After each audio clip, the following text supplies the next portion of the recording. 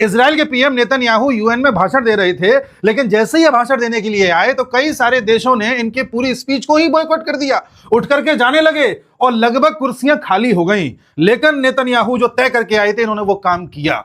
Netanyahu ने वहां सबके सामने कुछ पोस्टर्स दिखाए जिन पर कुछ सवाल लिखे हुए थे और लोगों से पूछा जा रहा था कि बताओ ये कौन है जो ये कहता है कि अमेरिका की डेथ हो जानी चाहिए? क्या ईरान है, हमास है, हिजबुल्लाह है, हुतीज हैं या ऑल ऑफ द अबव है? तो कुछ लोगों ने कहा ऑल ऑफ द अबव है। फिर उन्होंने पूछा कि अच्छा बताओ वो कौन है जो ये चाहता है कि यूरोपियंस और अमेरिकन का खून बहा दिया जाए? क्या अलकायदा है, हमास है, हिजबुल्लाह, ईरान है या सब हैं? सबने कहा सब हैं।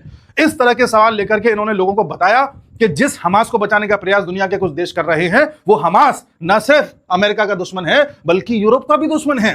साथ ही कुछ लोग ये देखना चाह रहे थे कि जैसे जैसे यूरोप के कुछ देश फिलिस्तीन को एक देश की मान्यता देते जा रहे हैं, इस पर इजराइल के पीएम बोलेंगे क्या?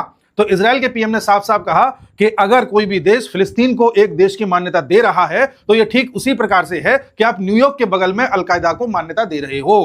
पहले ही सोच लो कि आप कर क्या रहे हो। ऐसा नेतन्याहू ने सबसे बोला। साथ ही नेतन्याहू ने यह भी कहा कि हमको जो करना है हम करेंगे, हमें जिस तरह से काउंटर करना है वो हम करेंगे। और साथ ही उन्होंने यह भी बोला कि जब यहूदियों को नाजीज ने मार मार के भगाया था तो क्या यहूदियों को यह बोला था कि हाँ तुम चले जाओ, हम तुम्हें छोड़ देंगे?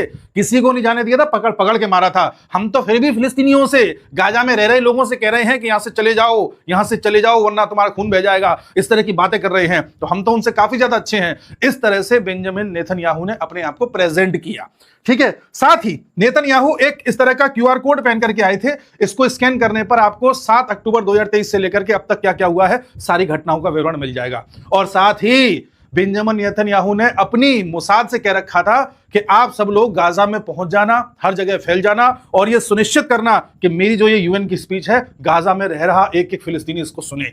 इस तरह से एक पूरा इंफॉर्मेशन वॉरफेयर नेतन्याहू द्वारा चलाया गया, मनोवैज्ञानिक वॉरफेयर चलाया गया और साथ ही पूरी दुनिया को बता दिया कि इजराइल के इरादे क्या है। इजराइल और रशिया जैसे देश अपने इरादों में कभी पीछे नहीं हटते, चाहे आप बॉयकॉट कर दो, चाहे इनके बारे में कुछ भी बोलो, इनको धमकी दे दो, इनके लिए इनकी सिक्योरिटी ही प्राथमिकता है। भारत को लंबे समय से इस तरह का पाठ पढ़ा दिया गया कि अरे भाई एनवायरमेंट की चिंता करो, लोगों की चिंता करो, ह्यूमन राइट्स, डेमोक्रेसी, इन सब की वजह से हमको कमजोर किया जाता रहा है। हमको कुछ मामलों में इन देशों से सीखना चाहिए और हमारी सिक्योरिटी को ही तवज्जो देनी चाहिए। बेशक नेतन्याहू द्वारा जो भी अप्रोच अपनाई गई है ये सही नहीं हो, लेकिन देश पहले होना चाहिए।